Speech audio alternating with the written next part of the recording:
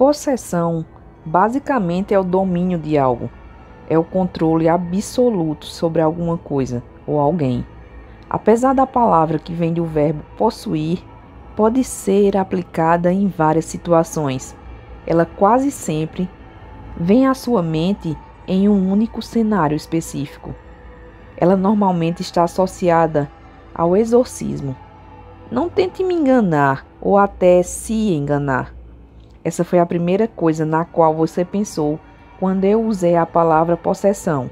Isso acontece porque histórias sobre exorcismo costumam captar muita atenção e medo do público em geral.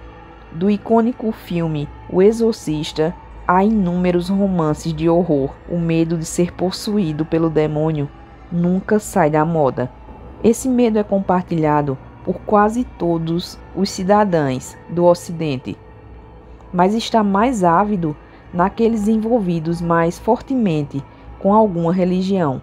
Apesar de sempre associado o exorcismo com a Igreja Católica, a prática é realizada desde os tempos da Mesopotâmia. Hoje em dia, com o desenvolvimento da ciência, a possessão demoníaca deixou de ser associada aos habitantes do inferno e é vista como doenças mentais passíveis de tratamento. Se hoje sessões de exorcismo são raras, antes, principalmente na Idade Média, elas costumavam ser bizarras e violentas. Que tal conhecermos alguns casos? Veja agora 7 mais estranhas histórias do exorcismo. Eu sou a Viviane e vou contar essa história para vocês. 1. Clara Germana Celi. A jovem estudante cristã Clara Germana Celi, de 16 anos, da África do Sul, sofreu a suposta possessão em 1906. Além de começar a entender línguas como o polonês e o francês, sobre as quais ela não tinha nenhum tipo de conhecimento prévio, ela também começou a levitar até 1,5 metros da cama na qual estava, passando pelas sessões de exorcismo. Além disso, ela tentou matar o padre exorcista, enforcado durante uma sessão. Alguns rumores apontam que ela havia feito um pacto com o demônio, antes de começar a dar os sinais de posse. 2. Michael Taylor. Michael Taylor, até 1974, era esposo e pai exemplar de 5 filhos. Ele tinha uma vida normal, até entrar para uma igreja chamada Christian Fellowship Group, liderada por uma jovem e charmosa garota de 21 anos, chamada Mary Robson. Com o tempo, os dois passaram a passar muito tempo juntos. Sua mulher, devido a evidências, acusou o marido de ter um caso com a mulher. Não demorou muito para isso culminar na suspeita que ele estava sob a possessão de demônios, terminando em uma sessão de exorcismo que durou 24 horas seguidas. 2 horas após o fim da sessão, Michael assassinou brutalmente a sua esposa e o cão de estimação, arrancando seus olhos e língua. Ele foi encontrado nu e coberto de sangue no meio da rua após o ocorrido. 3. George Lukins. Em 1788, George foi possuído e logo em seguida exorcizado pelo clero britânico. A história conta que o homem, que levava uma vida normal, foi possuído por 7 demônios, necessitando de 7 cleros para exorcizá-lo. Tudo começou 8 anos antes, quando em um Natal ele começou a cantar as músicas em latim, de trás para frente, assustando todo mundo. Depois de anos de situações estranhas, ele mesmo foi à igreja dizer que estava possuído por 7 demônios e de que necessitava 7 cleros para salvação.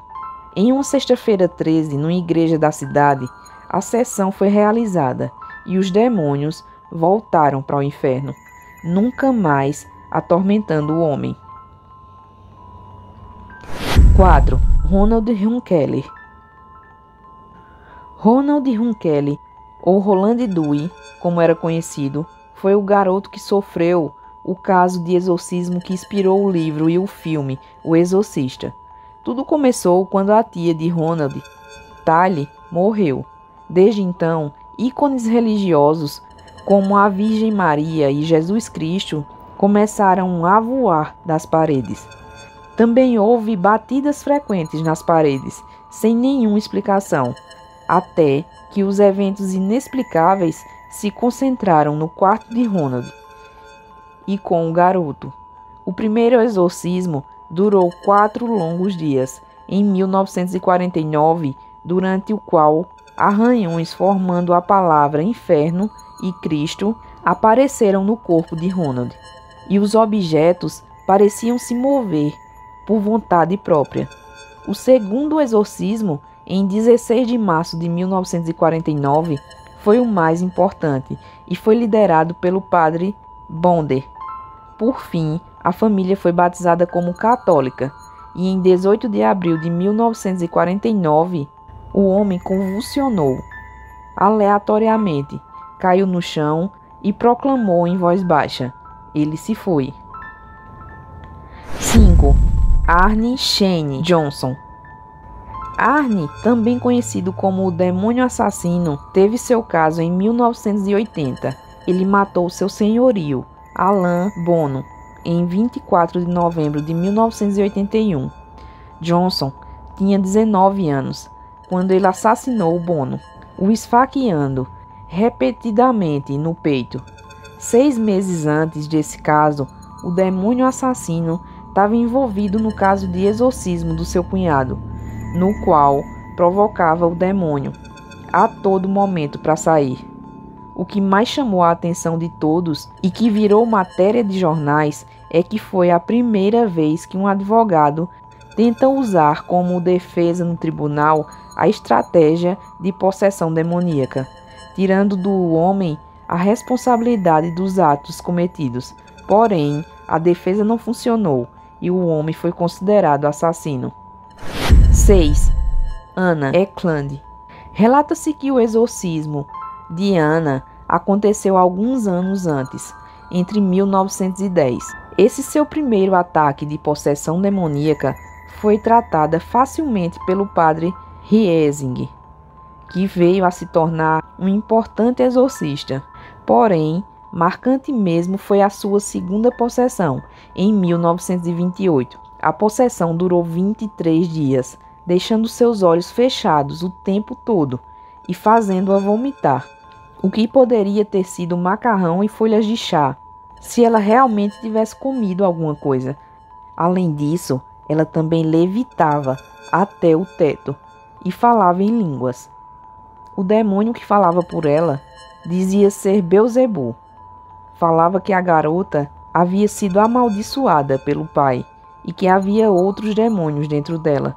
No final, tudo terminou bem e a garota se livrou dos demônios. 7. Salvador Dali.